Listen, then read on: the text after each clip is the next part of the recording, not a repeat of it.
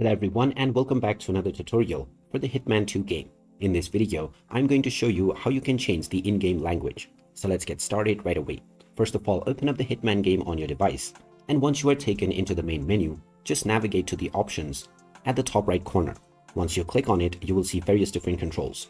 Just click on the language option and now you will see the text language setting.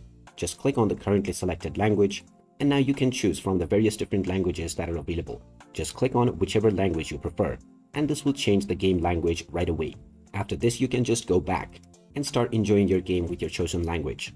If at any point you wish to change this once again, then you can go back to the options page and then click on the flag icon. From here, you can choose the first option and then change your language at any time once again. And there you have it. That is how easy it is to change the in-game language on the Hitman 2 game.